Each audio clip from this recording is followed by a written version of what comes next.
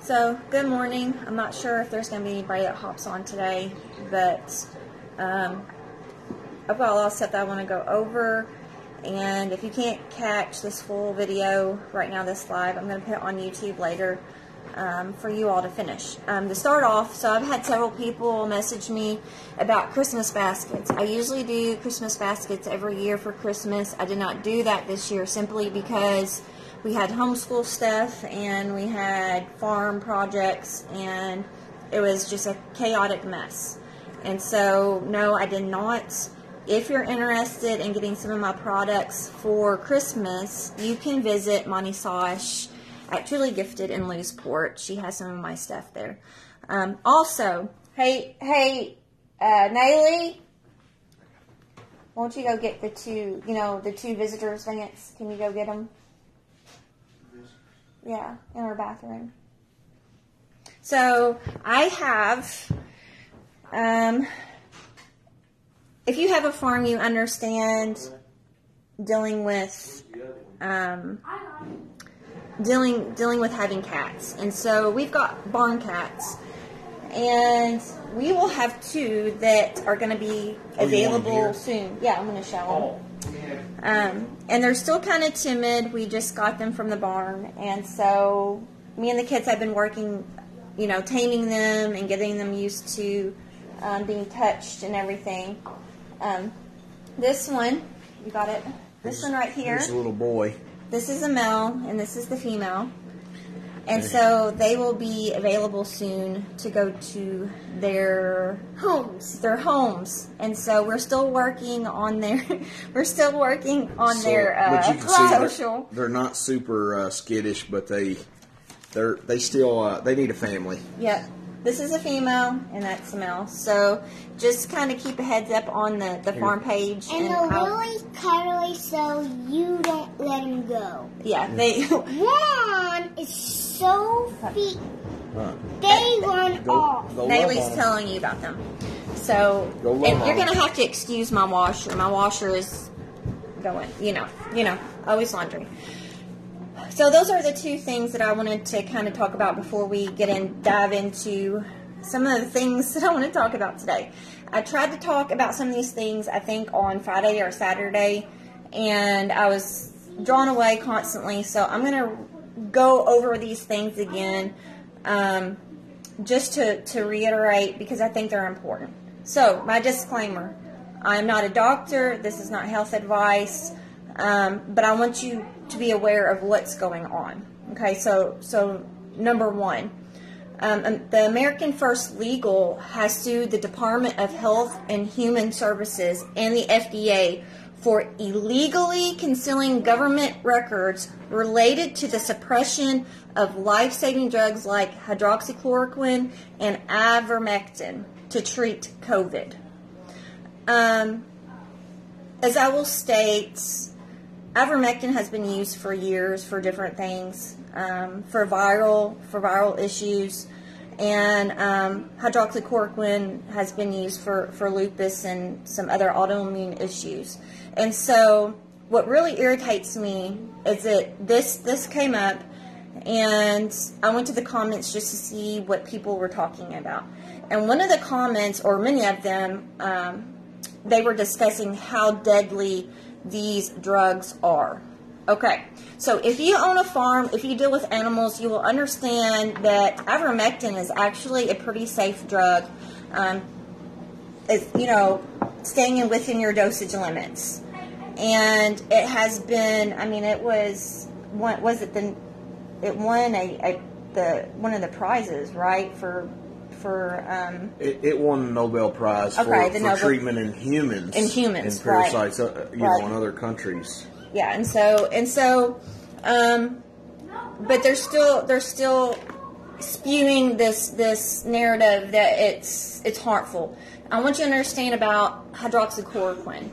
And so when they've done these studies and these side effects have come up, these people have been taking hydroxychloroquine for a number of months, a number of years. And so when these side effects are coming up in their studies, understand this drug is in the system for a long extended period. Also believe, I think, like as far as hydroxy, the usage for it as far as COVID is taking it twice a day for 5 days. Again, I'm not a doctor. I haven't looked at the studies regarding short-term use of hydroxychloroquine, but understand a lot of these side effects had a lot to do with extended use of this drug. Good morning. So I think that's important to note. And when we look at what's going on right now, we have people that are dropping dead. We have people that are having cardiac arrest. One was a player on the soccer field recently that had a... it's been nonstop. It's been nonstop. The deaths have skyrocketed. So when they label something safe and effective and they refuse to look at actual scientific study, I have an issue. If you haven't seen the film, I believe it was Stu Peters did a documentary called Died Suddenly. A lot of people have seen it already, but if you haven't, check it out. Died Suddenly, Stu Peters. But we're in the era where you need to do your own research. I've told a lot of people that, we're not getting a lot of our views on these sort of things from tinfoil cap wearing YouTubers. We've got a whole shelf in our library on veterinary medicine and all sorts of things. And but what about the doctors? I mean, there's actual doctors who are coming up even prior to some of these treatments, and and they were silenced. And I think there's a spectrum. You have doctors who are prescribing medications according to symptoms in a way that they're told or directed, whether there's kickbacks involved or not. And then there's doctors who research your condition and they play the student and they prescribe you what will truly they feel will help you regardless of what anyone says. Well, and I think it's also important to note, like with the ivermectin, hydroxychloroquine, I know that there was a pharmacy locally that refused to fill ivermectin prescriptions. I'm sorry, but since when does a pharmacy have authority on handing out prescription? I mean, but anyway, they do. And it's private. This is a supplier thing, and right. You got to be careful about what their rights are. I'll tell you one that I found really disturbing just during the COVID crisis. Is, of course, we're in various farm stores, and we were actually traveling, so this isn't one that was local. But I walked through the aisle and I thought, well, let me just look by chance. Of course, ivermectin was something you could get the horse paste for, a couple bucks prior to the pandemic. Now it's $8 or $9. Now I know inflation, but this actually spiked before inflation. This is one that was driven up due to the pandemic. But here's what I found disturbing is the horse paste is if you're familiar with it, it's got a little dial and it will show you the weight. And we use that for everything because, if you're treating a horse that's 1,500 pounds, I can go to 1,500 pounds and then I give them that dosage orally. And it's designed orally for a horse that only has one stomach. Now, you can treat a goat, which is a ruminant, by tripling their dosage. If I'm treating a 100-pound goat, I'm going to go to 300 pounds on the dial, and I treat them that way orally. They're ruminants. They have 4 stomachs.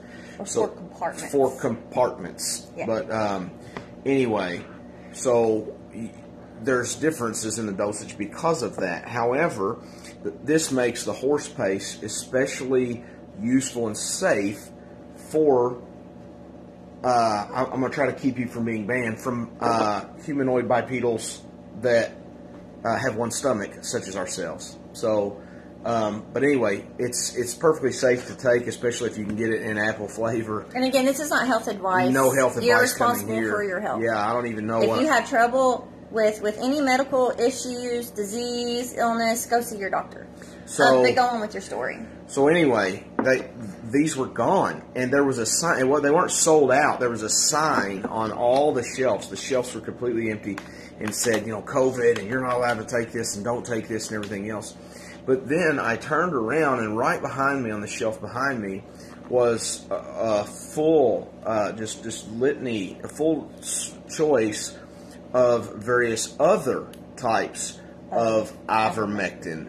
Yes. Now, here's the problem I have with that is there were injectables and there were pour-ons that are far different concentrations and that were, administered for swine and bovine and other species, but the dosages are far different and far more technical and far more dangerous for someone who's doesn't know anything. That doesn't know anything. If a human comes in and says, "Oh, everybody's saying ivermectin, I'm going to grab me some ivermectin," they took off of the shelves that which was accessible and easy and safe, but they left behind them to the same undiscerning person say, "Oh, well, here's some ivermectin. Let me get that." Well, no questions were asked.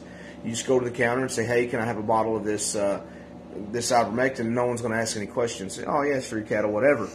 So, to me, I thought they actually were putting people in harm's way because really, if someone's undiscerning, it would be hard to overdose or to get in one of those dangerous limits with, like, the horse paste, I think. But to see, well, they didn't pull all ivermectin. They left that which was most dangerous. Yeah. And really, it left the farm stores in a rock and a hard place playing the pharmacist. Yeah. Yeah. And so, I think we need to keep an eye on this. And I don't want to make predictions, but this past year, if you have livestock, that certain antibiotics were pulled from over-counter purchase. You now have to go to your veterinarian to get penicillin, to get LA200. At least in my state, you do. Yeah, you used to be able to just get these things readily. Your sulfadimethoxine, coccidia, different things like this. And so, it made it hard to get. And we knew that. We knew going into the pandemic, and once people were learning to circumvent the tyrannical corruption, then we knew it's going to be hard on us to just treat our animals. We just want, to be able to treat our animals. And it hurts the small farmers. Right. But what I'm talking about is, could we see them pulling wormers from the shelves and you having to go to a veterinarian to get them? I don't know. But I want to put that idea, that little seed in your head to keep an eye on that.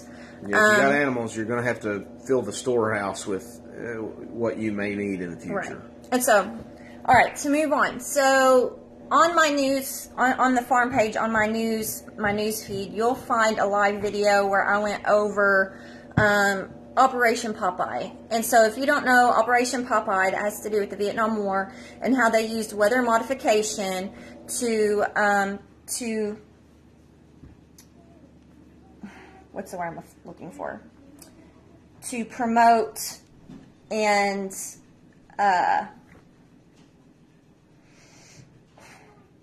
increase their success in military operation. And so when people start... Was that Vietnam? Yeah, it was Vietnam. Yeah, so like cloud cover, I think, was one they used. Well, monsoon, they extended monsoon season and the weather and things like that. So I want to go on and talk about something else that has become apparent to me. The water crisis. So the World Economic Forum came out recently and stated that their aim was on global fresh water and that the demand will exceed the supply by 40% by 2030. And so keep in mind with Operation Popeye and weather modification, there are other technologies that they are using right now to increase rain, to decrease rain, and other things. My concern with that is the implications with the lack of rain or lack of precipitation, as far as water source and having a backup, I guess. Well, so looking at this, if we talk finances, people are going to go to the big players. They're going to go to the big players and say, who's pulling stocks, who's investing where. Well, you can do the same thing when you're looking at other resources. Whenever you see Bill Gates has had his land acquisitions, And you'd ask, why does he want farmland? Well, what if you were to ask, where are these major aquifers found within the United States and under which properties? It's going to be some of those same properties. Bill Gates is investing in water. And so... Well, and not over... If we look at other countries, and... I mean, this has been going on for months and years. Yeah, China's doing the same thing. I think Saudi Arabia... So instead of... Because of their poor industry practices and their massive amounts of pollution, clean water is an issue. So in communist nations, it's cheaper. So they could reduce their industry and get cleaner, environmental practices and develop new technologies to purify this water, or they could just come to America and buy property and source their own water with our water. I say with America's water, and so that's some of what's going on. There's some of that is what we're talking about is that there's various motives, I think, in behind some of this, but so Rachel, I guess, is looking at different water grabbing. Water grabbing. So this article is from 2013, so 10 years ago. And when we look into, our water supply, are we going to be prepared for a water crisis, whether man-made or... And what she's talking about is not just... It's the supply and looking for plan A, plan B, plan C. When you're going into something, for one, do you have water sources? What if local water is shut off? Do you have a well? What if you lose power? Is there a way to collect water? Do you have a way to collect water collection? And then, what if that water is tainted? Do you have a way to filter, to purify this water? Do you have, so the survivalist, you can get you any survivalist book, they should have water. They might suggest the Sawyer little water filters, but you got to understand the limits of each design of filtration and water cleaning.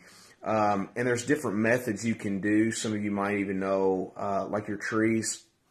So I'll just throw this out there. I'm not sure if you wanted to go this route, but because we're thinking in all those ways, water collection, where's our well? Do we have any ponds? And where are we lacking? There's areas where we're ill prepared.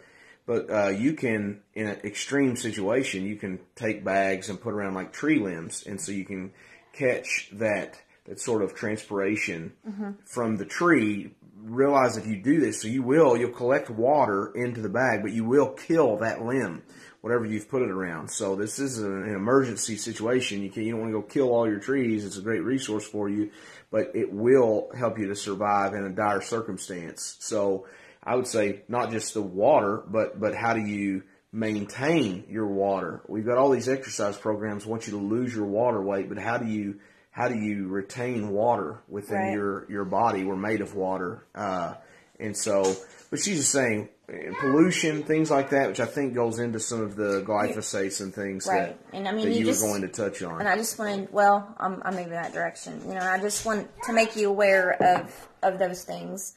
And again, just plant a little seed in the back of your mind to think about. Are you shifting gears? Yeah, I'm moving on. So, math scores for U.S. students hit all-time low on international exam. Why is this an issue? What's causing it? What is our next step for our children and our posterity, which I'm going to be going over the preamble here in a little bit. There's issues that are going on systematically. Things that are taking over our kids, and we are moving them into a situation that only involves how they feel, what they want, and has nothing to do with education. And so I'm gonna go over, and I'm gonna probably make a lot of people mad when I make this statement, and that's okay. Well, I would say you probably don't feel the same way I do, but I feel pretty strongly about that, and I think it's revealing. I think God is shining a light on a dark corner that people continue to ignore, and so what were you going to say? Go ahead. I'm just saying with the math. Look, if you've seen this, I used to enjoy math, but if you're a blue collar worker or a tradesman, you can see that the schools have been majoring on the minors. I've spoken with college professors that are genius, and yet the average school teacher, math teacher, has no idea how to apply the math that they teach. Right. They want to excel in algebra, in physics, calculus, trigonometry. They don't know how to apply it. They say, well, this is the engineer's job. Well, that's the only usefulness of the math. The math itself is the engineer's job. And if you're going to teach the math, you better know the application. It's like teaching a kid to change the oil without having a car or something available. It's crazy. And so what they've done is they've taught fundamentals sort of, but with no application. So whereas the carpenter learns the fundamentals and the application, so he knows the geometry and the physics. Yeah. The engineer, the mechanic, knows the principles and the mechanics, and it doesn't matter. They can put that to the terminology, but all you got to do is give the mechanic the terminology. He's got it. He understands the ratios and everything else. Well, but I think... So it is a dumbing down. Well, it is, and it doesn't just have to do with math. I mean, across the board. I'm going to get into history a little bit later, and I'm going to try to move through this, so I'm not keeping you off from what you're doing. But there is a problem. There's a problem with our educational system, and I'm not just stating that because I'm a fan of homeschooling. I'm stating that because there are issues coming up, and it's just like I have a little quote that I shared from Huffleton Homeschoolers, and it states, "We should teach our kids to seek the truth and value honesty and integrity, but we also must teach them that many others won't seek truth, and that the honorable don't always win. I believe in being real with my kids and teaching them the fight is worth more than the win here on earth." And so, hear me out. It's not just about educating my kids and making, I don't want to say making them smart, but my job is to make them active learners, where I go hands off and they can dive into a subject and they can learn all they want about that subject. Maybe a little bit of unschooling, if you will. But here's the problem, is that our educational system is falling apart, whether you like it or not, whether you are aware of it or not, or acknowledge it or not. And I think it goes right down to what the system is trying to focus on. And it's not education, folks. It's not. It's not educating your kids. Now, hear me out. I have people that I love that are in the educational system. And you know what? They're doing a heck of a job because I know them personally and I know the fight that they're putting up. But let's face it, not everybody's, putting the fight in and seeing the value of the kids. So I want to move on. And again, some of you may hate me and disagree with me, and that's fine. I think this is a huge issue. So there's been 2 instances recently where school board members, instead of being sworn in on the Bible, on the Holy Bible, on God's holy word, they have chosen to place their hand on top of some pornographic children's LGBTQ books and have been sworn in. I have a problem with that. Now, when I say I have a problem with that, it's a complete degradation of what they're supposed to be doing and coming in as board members. What are they focusing on? is it for the true education of children, or is it for the indoctrination of an agenda? I'll leave you with that question. But there's something terribly wrong when we are forcing our kids to and making things available like pornographic books. Would we allow that? Would we allow them to watch it? Well, I don't know. Here's the thing, and here's what you need to realize that we don't even do that like heterosexually. Bottom line is listen. All of that is criminal. It's criminal for you or me, any of us to do. It's actually criminal. And for whatever reason within our state, under the banner of education, they've made it legal. And this is a serious problem. And I know Josh Calloway. Yeah, so go into that. So I've had some personal conversations with Josh Calloway. He called me when we were dealing with the debacle with our local library here in Hancock County Public Library that still provides pedophilic child's literature that has pornographic material in it. Including all the LGBT and including homosexual. This isn't a LGBT issue. This is a pedophile issue. That, in AR books that are in our public schools, in grade schools, and are even included in their accelerated reader programs. But tell them why they're kept safe, though. Why this is accepted in these areas.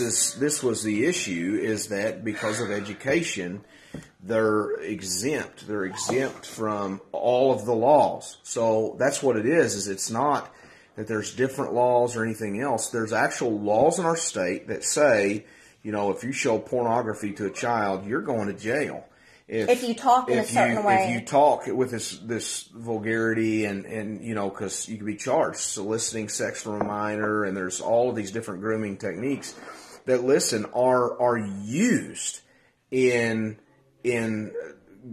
getting hold of, tracking down, and nailing these groomers and pedophiles and things like that by the authorities. But then when the same things occur by teachers and by institutions such as that, they're exempt. That law doesn't apply because they're an educator. They're educating. Now look at the loophole here. Now here's one area where, everybody got all up in arms with Matt Bevin, former governor, because he made a comment about whenever they were home, and he supposed there were all these bad situations at home that these kids were in. Now, that may be true, and we've got poverty in our community, we've got corruption, and we've got crime in our community. So, no doubt, man, some of these kids may be in bad situations at home. But I'm here to tell you, they're in a bad situation within that environment where those things are going on, where those things are called acceptable. They're being raised by criminals. If you have someone who's swearing in, whether it be a school board or a court system or a public office, but who does that on gay porn? Those people aren't fit, and those are the people that are ruling our nation. You did see this week that these congressional staffers videoing themselves, two men, within a hearing room, where court and laws are made and all these things occur. That's our government right now. That is the state of things. These are the people you're going to tell me are over me or represent me. I'm sorry, I don't cut the cake. Yeah. So, our children are important. Pushing an agenda on them. And I would go, and I want to push a little bit farther, because is this a new religion we are seeing? Yes. Or is it one and the same of another religion? I'll leave it at that.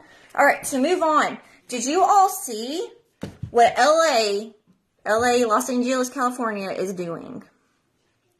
They are implementing DACA, capital D-A-C-A cops. Do you all know what that is?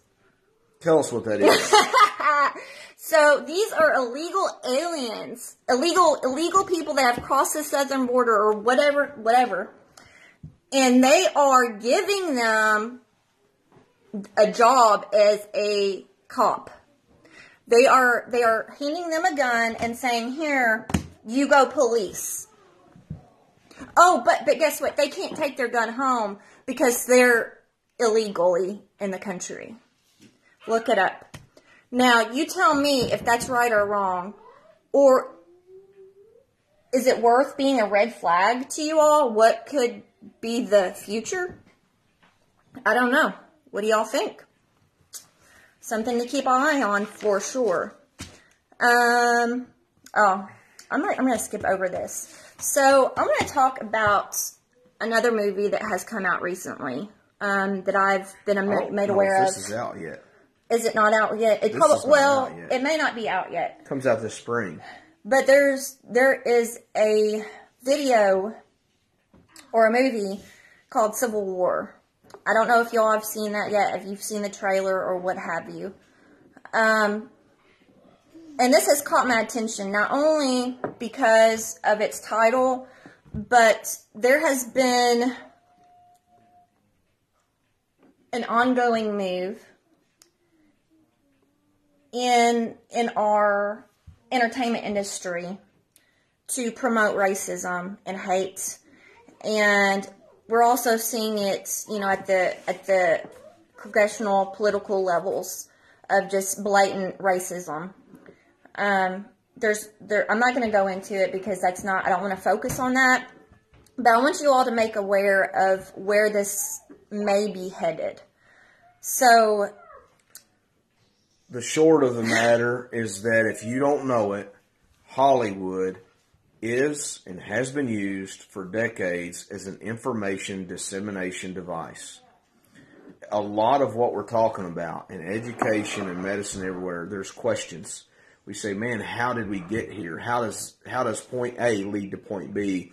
And we're suggesting that, or we're not even suggesting, we're asking the question, is it possible that we're not reacting to something that has haphazardly happened?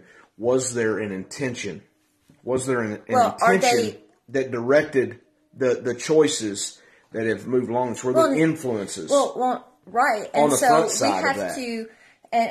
But we have to guard ourselves, and we have to guard ourselves on how we react in this way.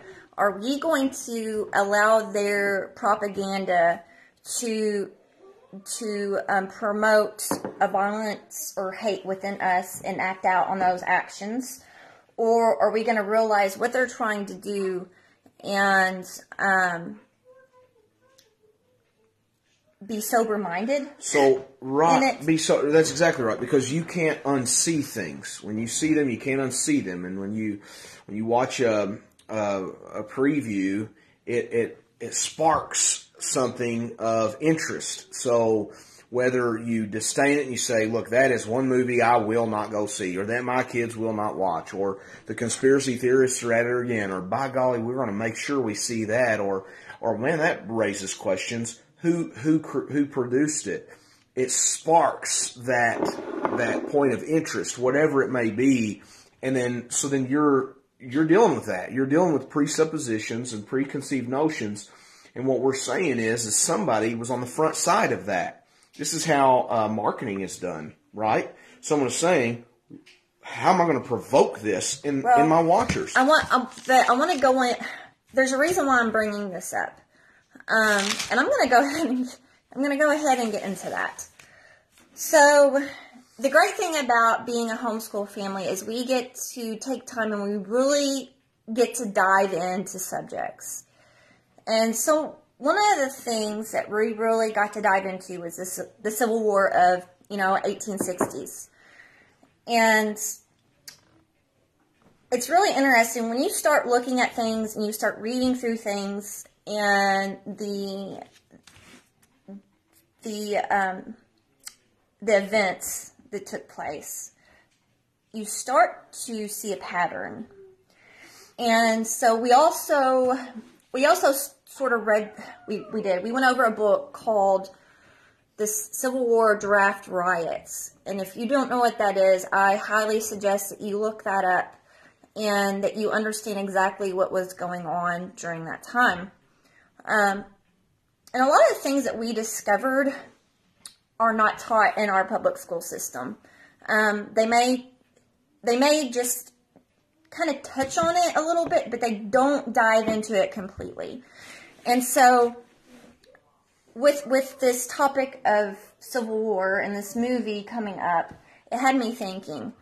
It had me thinking about the sequence of events that led up into the Civil War.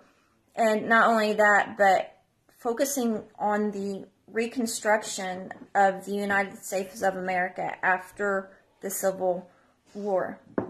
And so why that is important, and this is not conspiracy, you can do your own research in this, but there is something that's called the Act of 1871. So I'm going to, in the comment of this video, I'm going to attach a link. And you can go and download, and you can even print out the Act of 1871 and read over it. And I highly suggest you do, because this is at the point where the United States became a corporation. Now, why is that important? It means that, and there's another video that I'm gonna post, and it kind of goes into this too. And so this is leading up into the Federal Reserve. So I'll just let you in on that. I feel compelled to say something, and I'm gonna say this by way of a story that we have pastured our rabbits. We went to a sort of colony style of raising them during the warmer months. Yeah. And it's pretty cool. That's a topic for another day. However, we had one that created a rabbit hole and dug up in the side of this hill beyond what the eye could see.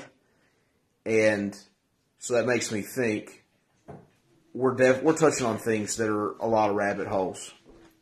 Here's my advice.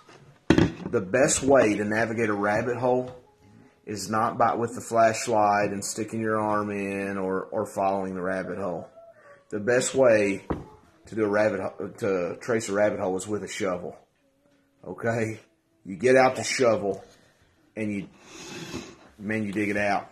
And so all this stuff, it sounds like we're vomiting out a lot of information. Lay it all on the table and then say, wow, this is our world. How does all this work together? So that's how you need to trace this. Don't get caught. Look, there's a lot of little rabbit holes. Yeah. All we're saying is grab this information when you find that out. Well, there's a reason why I'm bringing this up. That's right. That's right. So I'm going to read this little excerpt from the website that I'm going to share, okay? And it will give you a little tidbit of what this is about and why it's important, okay? At the end of the Civil War, Congress reconvened and passed what is called the United States Reorganization Act of 1871, also known as the Act to provide a municipal government for the District of Columbia. However, this government was different. It was structured as a foreign-owned corporation and called the United States. It even adopted the Republic Constitution, but changed only one word. They changed the word Constitution for the United States to the Constitution of the United States. Therefore, this change made the Constitution a possession of the government corporation and not the possession of the people. The only power this government had was to govern over matters of commerce within the District of Columbia. What we call state is actually a sub-corporation of the United States Corporation engaged in matters of commerce. This state is not to be confused with the Union State of Kentucky or what have you, which is part of the original pre-Civil War republic. Therefore, the United States Corporation is foreign to the Union States, as its geographic boundaries are restricted to the land area of the District of Columbia. This distinction has been recognized in numerous court cases before the U.S. Supreme Court. Don't take our word for it. Read from the book Cooperative Federalism by Gerald Brown. I have not read that book, but it would be interesting. Doctor of Education. So what I'm talking about and why I'm saying this is that when you look into the Civil War, it upended a lot of things within our government and within our country. And with Reconstructed, it implemented a lot of things that had nothing to do with the our original Constitution and our original government. Why I'm bringing that up is that what was that look for? What are you thinking about? Well, all this is evident when you look, if you travel into D.C., you're going to see that D.C. is run by a separate set of laws. They function as their own state. Right. And so a lot of that's evident in their different police forces. And this one very important word that will be important for you is jurisdictions. I'm just going to throw that out there, is when you're looking into some of this, you're going to see a difference in jurisdictions. So what you have is both laws, both constitutions are in effect. And what matters is what jurisdiction that you fall under. Right. Okay, so if you're a studier, if you want to look in the laws, you want to look in the constitutions. Well, and I think too, there's going to be some cognitive dissonance when you start going into this, because you're not going to be able to cover all that. Well, I'm not going to, but what you're taught in school is history and how certain people look is the opposite of what you're going to find. Well, so we have, I don't know if this has been given, maybe if one of y'all know, is there a fancy term or a clinical term for this? I haven't heard it, but it is the condition that our children come to, right? We watch movies that have this same thing, and when we began studying history as our children grew older, the first question is, who is the good guy and who is the bad guy? Right. Right? Who are the good guys? Who are the bad guys? Hey, the Civil War, you answer that. Who's the good guys? Who's the bad guys? What about World War I? Who's the good guy? Who's the bad guy? World War II, and how did that change? Why did they become a bad guy, or why were they a good guy? And it makes our relation with Russia really confusing, right? It's because of Russia and the Soviets that we were able to win World War II, but why are they such a bad guy? Why do we talk to our military friends and family and they say, man, I'll shoot a Russian? Why is there the disdain? What makes them the bad guy? That's a condition. I call it that because there are no good guys and bad guys. We're looking at a lot of very complex issues that have a lot of bad actors with multi-intentioned purposes that are going on and outside influences. And so we need to be able to step back from that and read our history objectively. Right. Well, and I think too, like I've told you, there's a pattern, and they always use the same set of tactics to be successful in what they want to implement. Well, my problem, what I'm trying to say about this is, there's a lot of things that they want to change. There's a lot of things when I say they, I'm talking about the global elites. There are a lot of things they want to implement. And so is a civil war in our future, so they can initiate some of these things and push through some things. I think it's a possibility. And so I want you all, number one, I don't want you to be easily triggered by things that the media puts out there involving race and discrimination, what have you. They're doing it on purpose. Well, the upheaval is a win-win for these people that are influencing these things. And that's what we're seeing, is we're seeing upheaval at obviously a national level. A lot of the,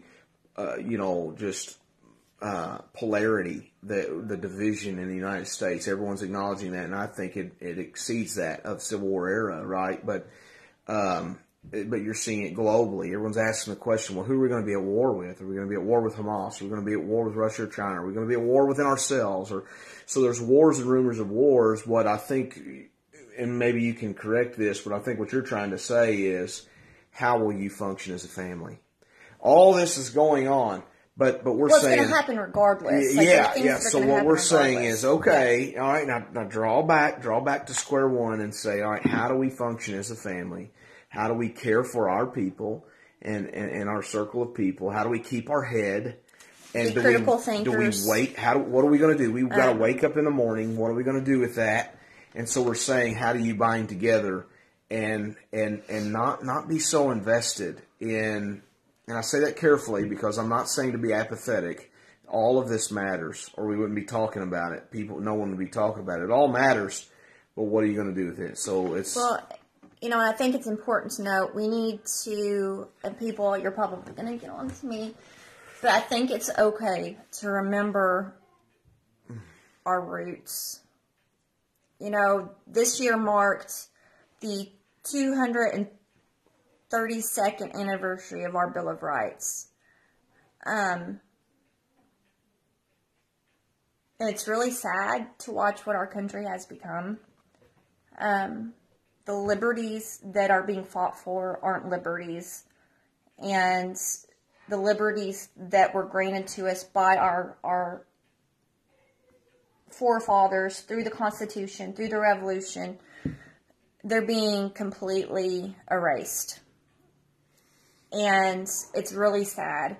And so at least once a year with my family, we try to go over the U.S. Constitution, and we look at the preamble to the U.S. Constitution. And I'm going to read that to you.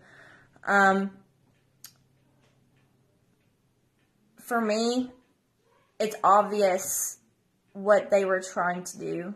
To me, it's obvious that they wanted that liberty and they wanted freedom for the American people. What that doesn't mean is liberty to go out and do whatever you want to do.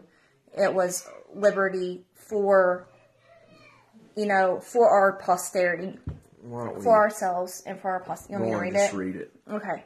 So, we the people of the United States, in order to form a more perfect union, establish justice, ensure domestic tranquility, provide for the common defense, promote the general welfare, and secure the blessings of liberty to ourselves and our posterity, do ordain and establish this Constitution for the United States of America. Yeah, so, we do well to think on that, to visit that, and to even evaluate, I think, what we are finding, if we walk through that preamble, what we are finding unity in. What is it that we're calling justice? What entails tranquility? I haven't spoken to anyone who feels tranquil. Yeah. Not in our day and age. We lack tranquility. Our defense, our ability to defend personally, individually, nationally, at a state level is called into question. And how do we seek the welfare? Who's responsible? Again, I would argue not the government, but we, the people. How are we functioning? What's our community and the liberties? You brought this up. The rights, the liberties we're fighting for are forms of enslavement. Things we're calling rights are things that are enslaving our population. Right. Everything is pushing us to a taxation that seems to have no limits, and it will continue to climb because this is the trajectory of every government that's seen what we are seeing is a hike in taxation. You'll see the higher interest rates. You'll see the higher taxation. It's not got as bad as it's going to get. It's not, this isn't a doom and gloom. It's just saying that it's got to get worse before it gets better. It's reality, right? That's reality. Yeah. History is a wonderful teacher, and if you're paying attention, and so you can study how have people responded, nations responded in the past, and then how can we react? It helps you to keep your head and realize you do have to wake up in the morning and do something. You're right. You're talking about the drop in military recruitment, Samantha. It's a good point. What you've seen, the evidence in this is not just the numbers, but it's the fact that they've raised the age in every branch of military service. I'm not an old man. I have a mindset. I want to be useful. I want to be strong, and I want to be a defender of my home, everything else. But I can still, at the ripe age of 35, that's an old man in the military, I can enlist in multiple branches of military service at this point. That was unheard of before. And yet, if you walk into a room, I've got friends in the military, things like that, but you can go into the room of a lot of military trainings, and they're older men. They're men who have gray hairs. So you're absolutely right. Our military is changing. And now, again, I think we need distinction. There's a way in which I think every man needs to count himself as a protector of these values of their home and against enemies, foreign and domestic. We don't need to say that we're farming that out. Our military will protect us. Our police will protect us. We need. I've said this before, and I don't know why, but there's been a number of times at camps and group involvements that we've been to, or as I've come across people, and there's a question of, well, are you in the military or whatever, and the answer is no. I haven't served. I'm very thankful to my uncles, to my dad, and to my grandfather, and so on. All of them who have served and spent time in war and in foreign wars, and I'm very thankful to them, and I think they're role models, and we strive to get our children involved in looking at some of their old memorabilia and to hear their stories. We love that, and yet it doesn't take, I've made this comment, and you might argue it, I get it, because we're not training around the clock, but it does not take a government program in order to instill discipline, to instill morals, and to instill fitness in our children or in young men. It doesn't. You can be well equipped for all that life will throw at you, and yet have the grounded reason, have the purpose and the intention of family and values and religious values in order to drive that, which I think our military lacks. This is why questions come up. Will you fire on the American people? What in the world happened at Ruby Ridge, and why do these FBI agents mourn their decisions to follow commands? How do you get to a place like that? So we need both the discipline and the grounding. I hope I didn't get too far off base. Well, and I think it's apparent when you read this, the preamble to the Constitution. It's very clear in what they meant, and they chose their words carefully when they wrote this. And so I believe it leaves nothing out. There is nothing to question as far as that. And again, I'm going to reread my thing that I posted, because you have to seek truth, and you have to seek and understand and view it through a lens of truth, which ultimately comes from Scripture. And again, it says we should teach our kids to seek the truth and to value honesty and integrity. But we also must teach them that many others won't seek truth, and that the honorable don't always win.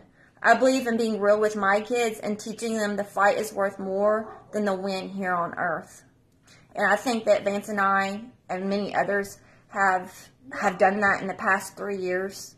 We see, and we continue, we see things coming down the pike, and we continue to voice caution to those around us, and not just to be doom and gloom, but we're saying, hey, this is coming. You need to be raising your kids in a way that is diligent, that is truth-seeking, and that will ultimately prepare them for what is going to happen in their lifetime. So, I don't have anything else, really. Yeah, gird up thy loins. Yeah. It's a call to action. So we need families. We desperately need strong men.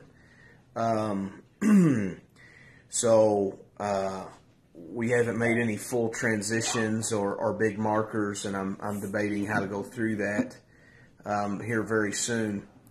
But for years, from the age of probably 10, I reminded our boys that by the age of 14, I expect you to view yourself in some capacity as a man.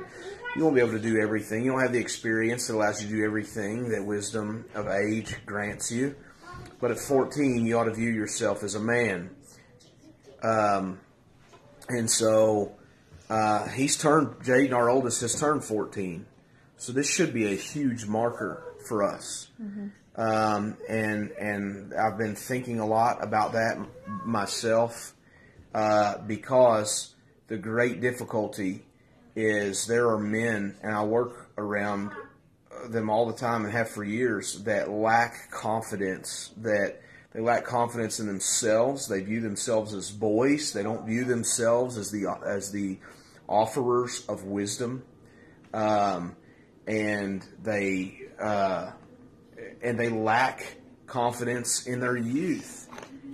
We're talking about the founding of our nation. That's a wonderful preamble, isn't it? Isn't that wonderful insight? That, by the way, offered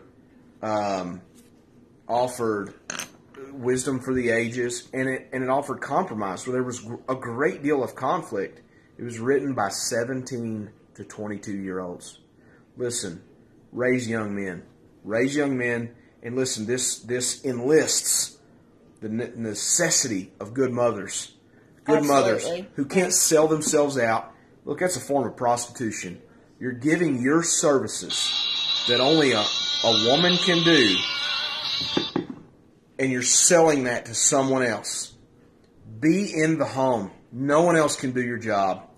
And as men, raise strong sons. So I'm going to end with Ephesians 6:11 through 12. It says, "Put on the full armor of God, so that you will be able to stand firm against the schemes of the devil. For our struggle is not against flesh and blood, but against the rulers, against the powers, against the world forces of this darkness, against the spiritual forces of wickedness in the heavenly places." And so I hope I can encourage you to look more into this, the Civil War of 1860s. Again, I'm going to post that link, and just be aware of things that are going on around you.